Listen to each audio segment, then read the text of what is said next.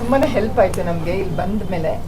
ಬೇರೆ ಇನ್ಯಾರು ಇದ್ರೆ ರೆಫರ್ ಮಾಡ್ಬೇಕು ಅಂತ ತುಂಬಾ ಅನ್ನಿಸ್ತಾ ಇದೆ. ಎಕ್ಸಸೈಸು ನೀವು ಹೇಳಿ ಡಯಟ್ ಎಲ್ಲ ಫಾಲೋ ಮಾಡಿ ಇದು ಮಾಡಿದ್ಮೇಲೆ ಇವಾಗ ತುಂಬಾ ಇಂಪ್ರೂವ್ಮೆಂಟ್ ಇದೆ. 90% ಇಂಪ್ರೂವ್ಮೆಂಟ್ ಇದೆ. ಪ್ರತಿ ಬಂದಲ್ಲೂ ನಾನು ಬರೀ ಶರ್ಟ್ ಹಾಕೊಂಡು ಹಂಗೆ ಬಂದಿದ್ದೆ. ಇವಾಗ ಬರೀ ಹಾಕಿದ್ದೀನಿ. ಒಂದು ಟೀ ಶರ್ಟ್ ಸಹ ಹಾಕಕ್ಕಾಗ್ತಿರ್ಲಿಲ್ಲ ನನಗೆ, ಅದು ಹಾಕೊಂಡು ಅಭ್ಯಾಸ ಜಾಸ್ತಿ.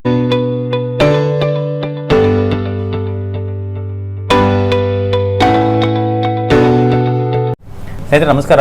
ನೀವು ಕೇಳಿರ್ತೀರ HLA-B27 ಕಾಯಿಲೆ ಅಂತ. ಅದು ಸ್ವಲ್ಪ ಡಿಸ್ಕ್ನ ತಿಂತಕ್ಕಂಥ ಕಾಯಿಲೆ. ಆಮೇಲೆ ANT-CCP ಪಾಸಿಟಿವ್, ಅದೊಂಥರ ವೆರೈಟಿ ಆಫ್ ಸಂಧಿವಾತ. ಆಮೇಲೆ HSCRP ಅನ್ನೋದು ಜಾಸ್ತಿ ಎಲಿವೇಟ್ ಆಗಿತ್ತು ಸಾರ್ಗೆ. ಅದು ಹೆಂಗೆ ಅವ್ರಿಗೆ ವಾಸಿ ಆಯಿತು, ಇವಾಗ ಅವ್ರಿಗೆ ಆಲ್ಮೋಸ್ಟ್ ಪೇಯ್ನೇ ಇಲ್ಲ ಇವಾಗ.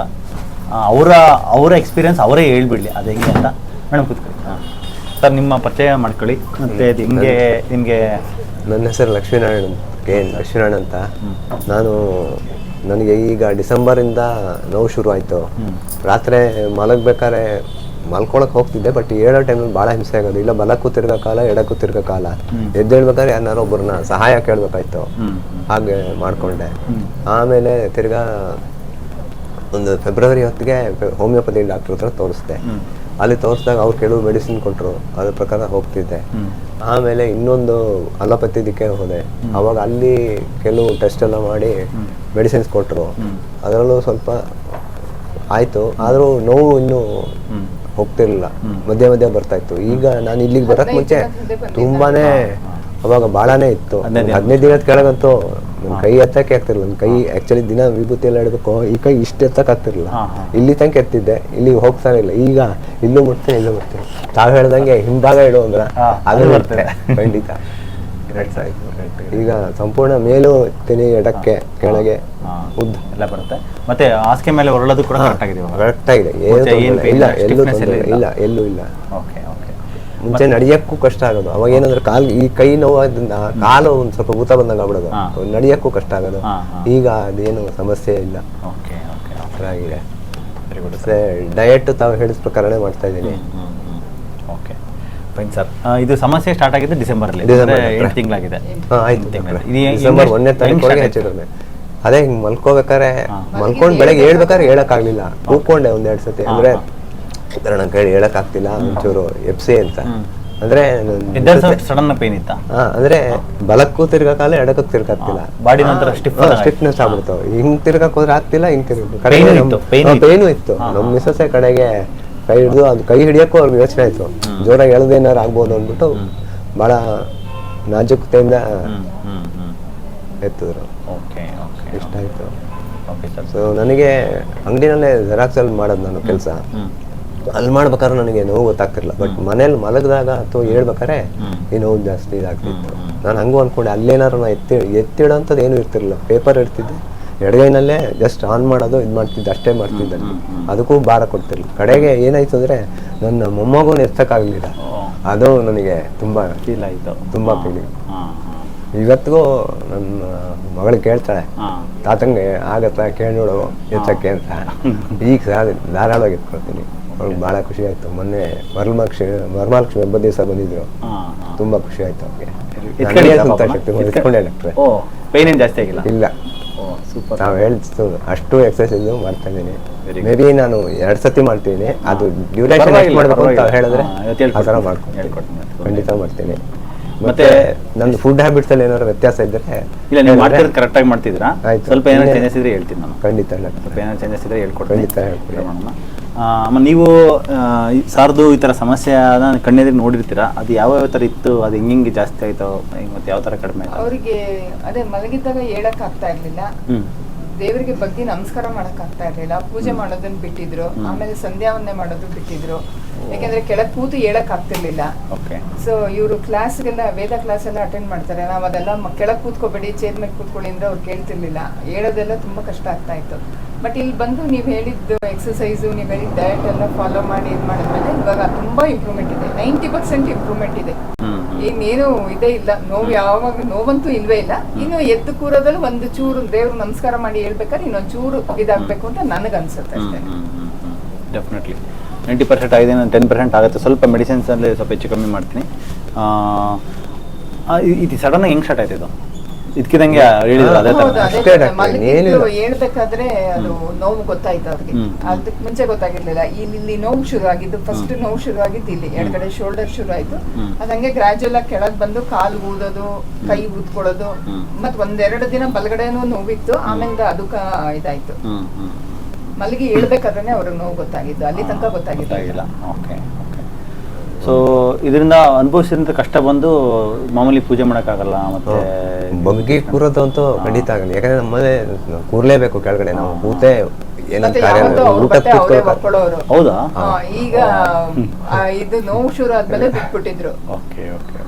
ಒಂದು ನೆಟ್ ಬನೀನ್ ಹಾಕಕ್ ಆಗ್ತಿರ್ಲಿಲ್ಲ ನನ್ನ ಕೈಲಿ. ಹಾ. ಕಳೆದ ಸತಿ ಬಂದಲ್ಲ ನಾನು ಬರೀ ಶರ್ಟ್ ಹಾಕೊಂಡು ಹಂಗೆ ಬಂದಿದ್ದೆ. ಓಕೆ, ಇವಾಗ ಬನ್ನಿ ಯಾಕೆ ಒಂದು ಟೀ ಶರ್ಟ್ ಸಹ ಹಾಕಕ್ ಆಗ್ತಿರ್ಲಿಲ್ಲ ನನ್ನ ಕೈಲಿ. ಅದು ಹಾಕೊಂಡು ಅಭ್ಯಾಸ ಜಾಸ್ತಿ, ಅದನ್ನ ಹಾಕಕ್ಕೂ ಅಂದ್ರೆ ಕೈ ಎತ್ತಿ ತುರ್ಸಕ್ ಆಗ್ತಿರ್ಲಿಲ್ಲ, ಆಗ್ತಿರ್ಲಿಲ್ಲ, ಕೈಯೇ ಎತ್ತಕ್ ಆಗ್ತಿರ್ಲಿಲ್ಲ. ಇನ್ನು ಒಂದೊಳಗೆ ಶರ್ಟ್ ಹೋಗೋದಿತ್ತು. ಹಾಕಬೇಕಾದ್ರೆ ಸಹಿತ ಹೀಗೆ ಇಟ್ಕೊಂಡು ಬಲಗಡೆ ಫಸ್ಟ್ ಹಿಂಗ್ ಶರ್ಟ್ ಹಾಕೊಂಡು ಆಮೇಲೆ ಈ ಕಡೆ ಹಿಂಗ್ ತೆಕ್ಕೊಂಡು ಹಾಕೊಳ್ಳೋದು. ಓಕೆ ತಿರ್ಗಕ್ಕೂ ಇವಾಗ ಕಷ್ಟ ಲೈನ್ ಆಗೋದು. ಮಾಮೂಲಾಗಿ ಈಗ ಹಾಕ್ಕೊತಾರೆ. Okay, very good sir. ಮತ್ತೆ ಇದು ಇದು ಕಾಯಿಲೆ ಹೆಂಗಂದ್ರೆ ಆಂಟಿ CCP ಪಾಸಿಟಿವ್ ಅಥವಾ HLA-B27 ಪಾಸಿಟಿವ್ ಅಂತ ಗೂಗಲಲ್ಲಿ ನೋಡಿದ್ರೆ ಸಿಗುತ್ತೆ ಎಲ್ಲರಿಗೂ. ಇದು ಒಂಥರ ಡಿಸ್ಕ್ನ ಸ್ವಲ್ಪ ಸ್ಟಿಫ್ ಮಾಡುತ್ತೆ ಸೊಂಟದಲ್ಲಿ, ಹಂಗಾಗಿ ಆ ಸ್ಟಿಫ್ ಆಯಿತು. ಇಲ್ಲಿ ಇದು ಕೂಡ ಆಂಟಿ CCP ಪಾಸಿಟಿವ್ ಶೋಲ್ಡರ್ ಕೂಡ ಫ್ರೋಸನ್ ಶೋಲ್ಡರ್ ಥರ ಆಗುತ್ತೆ.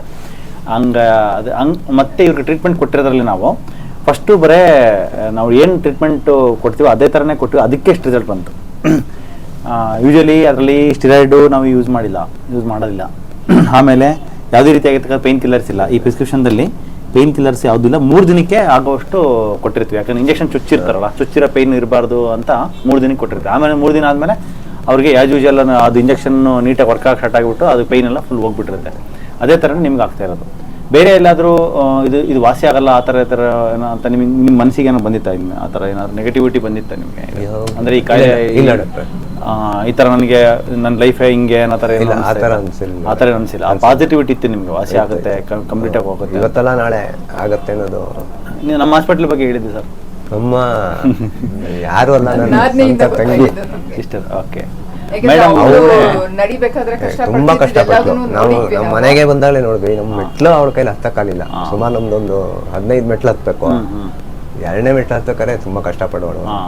ಅದು ನಮ್ಮನೇಲಿ ಲಿಫ್ಟ್ ಇಲ್ಲ. ಅವಳು ಇಲ್ಲಿ ಬಂದು ಟ್ರೀಟ್ಮೆಂಟ್ ತಗೊಂಡು ಅವಳಲ್ಲಿ ಇದ್ದಿದ್ದು ಇಂಪ್ರೂವ್ಮೆಂಟ್ ನೋಡಿ ಓ, ಇದು ಡೆಫಿನೆಟ್ ಆಗಿ ಇಲ್ಲಿ ಹೋದ್ರೆ ಸರಿ ಹೋಗುತ್ತೆ ಅನ್ನೋ ದೃಷ್ಟಿಲೇ ನಾವೇ ಅವಳನ್ನೇ ಕೇಳಿದ್ವಿ, ಈ ತರ ನಾವು ಬರ್ಬೇಕು ಅಂತಿದ್ವಿ. ಅಂದ ತಕ್ಷಣ ಅವಳು ಎಲ್ಲ ನಿನಗೆ ಅಂತ ಇದ್ರೆ ಬರೋ ಬಾಪ್ಪ ಕರ್ಕೊಂಡು ಹೋಗ್ತೀನಿ ಅಂತ.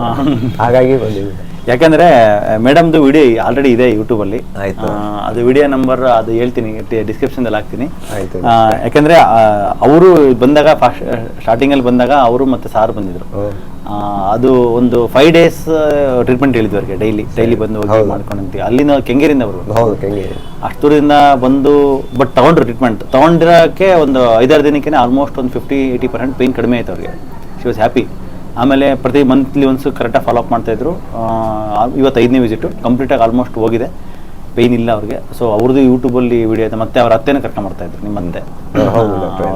ಸೋದರ ಮಗನ ಹೆಂಡತಿ. ಸೊ ಅವ್ರಿಗೂ ಮಂಡಿ ನೋವು ಹೋಗಿದೆ.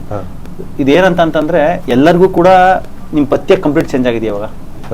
ಸಂಪೂರ್ಣ ಮೇನ್ಲಿ ಯಾಕಂದ್ರೆ ನಾವು ಯೂಸ್ ಮಾಡ್ತಿರ್ತಕ್ಕಂಥ ಫುಡ್ಡು ಮಿಲ್ಕ್ ನಾವು ಯೂಸ್ ಮಾಡ್ತೀವಲ್ಲ, 5 ವರ್ಷದ ಮನೇಲಿ ಮಕ್ಕಳಿಗೆ ಮಿಲ್ಕ್ ಯಾರು ಯೂಸ್ ಮಾಡಬಾರ್ದು. ನಾವು ಮಿಲ್ಕ್ ಯೂಸ್ ಮಾಡ್ತೀವಿ, ಅದು ಕ್ಯಾಲ್ಸಿಯಂ ಬರುತ್ತೆ ಅಂತ. ಇನ್ನೂ ನೋವು ಬಂದಾಗ ಜಾಸ್ತಿ ತಗೊಳ್ತೀವಿ, ಜಾಸ್ತಿ ಶಕ್ತಿ ಬರುತ್ತೆ, ಜಾಸ್ತಿ ಕ್ಯಾಲ್ಸಿಯಂ ಉತ್ಪತ್ತಿ ಆಗುತ್ತೆ ಅಂತ.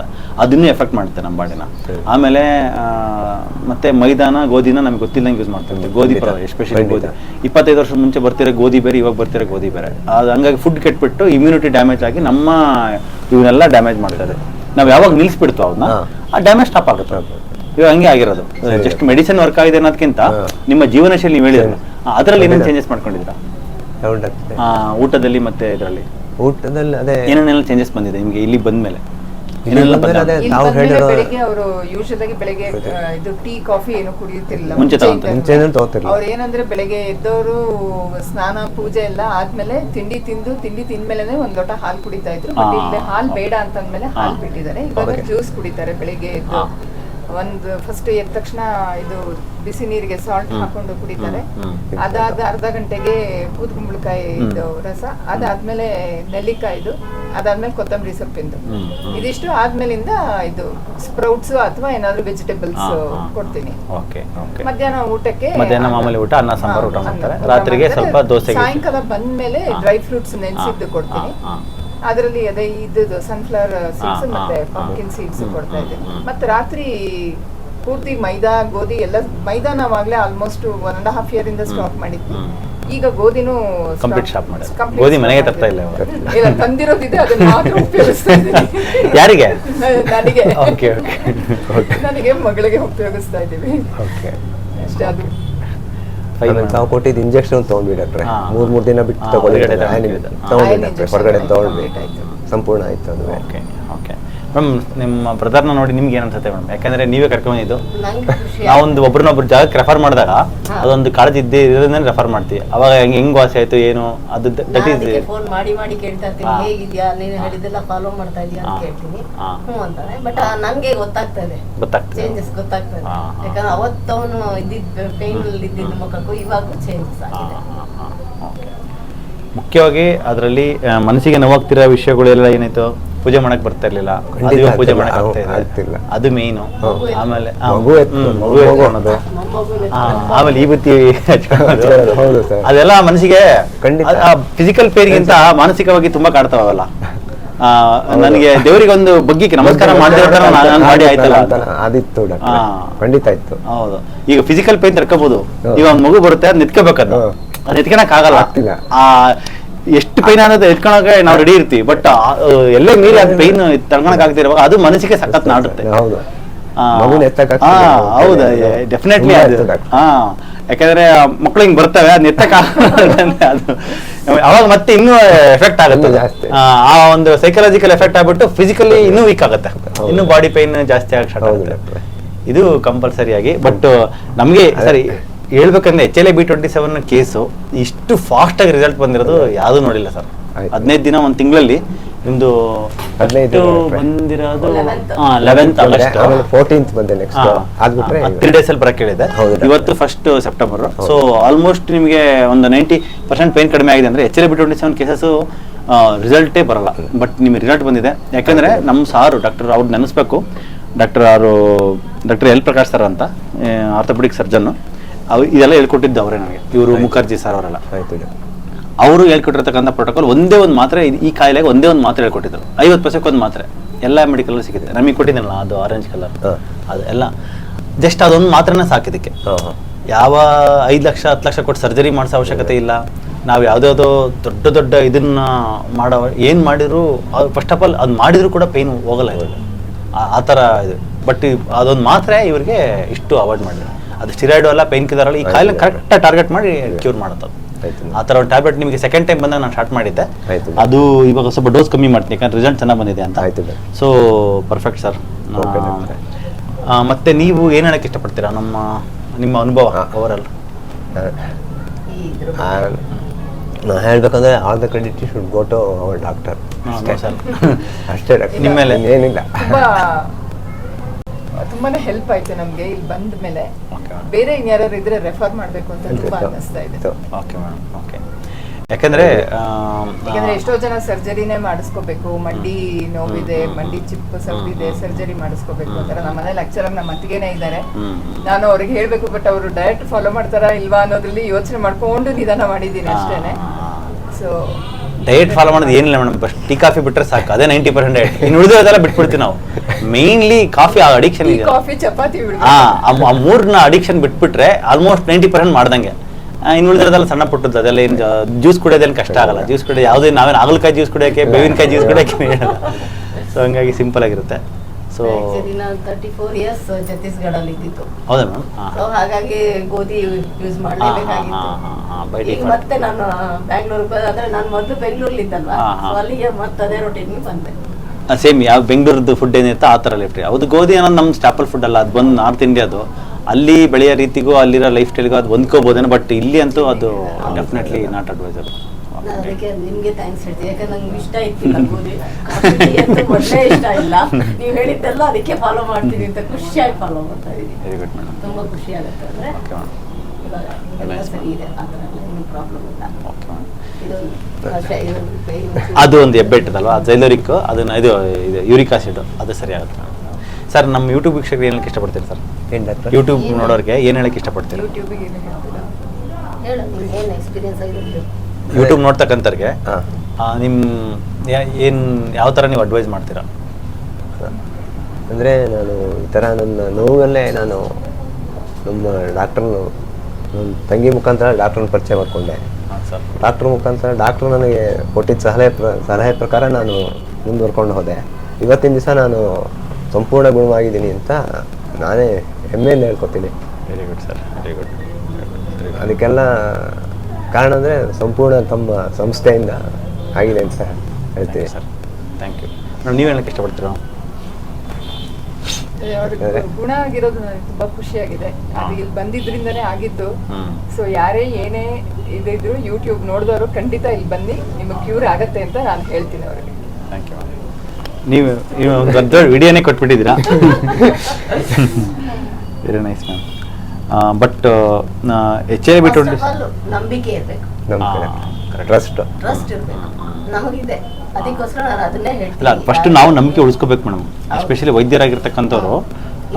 ಯಾಕಂದರೆ ಇದೊಂದು ನೋಬೆಲ್ ಪ್ರೊಫೆಷನ್ ಅಂತ ಹೇಳ್ತಾರೆ ಎಲ್ಲರೂ. ನಾವು ಇದು ವೈದ್ಯ ವೃತ್ತಿನಲ್ಲಿ ಯಾವ ವೃತ್ತಿ ಮಾಡಿದ್ರು, ನಾವು ಏನು ಕೆಲಸ ಮಾಡಿದ್ರು ಕೂಡ ಅದಕ್ಕೆ ನಾವು ಜಸ್ಟಿಸ್ ಮಾಡಿದರೆ ನಮಗೆ ಅಲ್ಲೇ ಆ ಜಸ್ಟಿಸಲ್ಲೇ ಭಗವಂತ.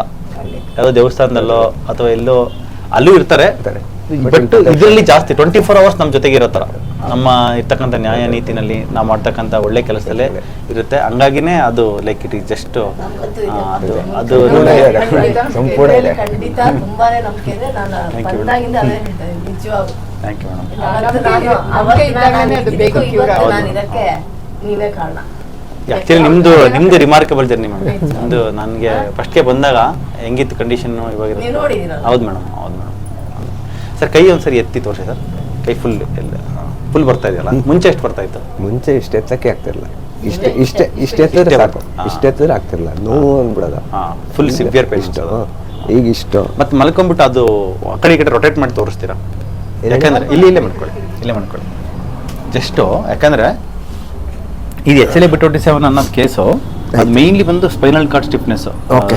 ಸ್ಪೈನ್ ಸ್ಟಿಫ್ನೆಸ್ ಅದು ಲೆಫ್ಟ್ ತಿರ್ಕೊಳ್ಳಿ, ಲೆಫ್ಟ್ ಹೊಳ್ಳಿ, ಈ ಕಡೆ ಮತ್ತು ಮಕ್ಕಡೆ ಫುಲ್ಲು ಮುಖ ಕೆಳಗಡೆ. ಹಾಂ ಹಾಂ, ಓಕೆ ಓಕೆ, ಸೂಪರ್ ಸರ್. ಎಲ್ಲರೂ ಪೇನ್ ಇದೆಯಾ? ಇಲ್ಲ ಡಾಕ್ಟ್ರೆ, ಇಲ್ಲಿ ಪೇನ್ ಇಲ್ಲೂ ಇಲ್ಲ, ಸಂಪೂರ್ಣ ಇಲ್ಲ. ಓಕೆ ಓಕೆ ಸರ್, ಬನ್ನಿ ಸರ್. ಓಕೆ ಸರ್, ವಿಡಿಯೋ ನಿಮ್ಮ ಅನುಭವ ಶೇರ್ ಮಾಡೋಕ್ಕೆ ಥ್ಯಾಂಕ್ ಯು ನಿಮಗೆ. ನಾವು ನಿಮಗೆ ಎಷ್ಟು ಹೇಳಿದ್ರು ಸಾಲದು. Thank you sir, thank you. ನಮಸ್ಕಾರ ಸರ್.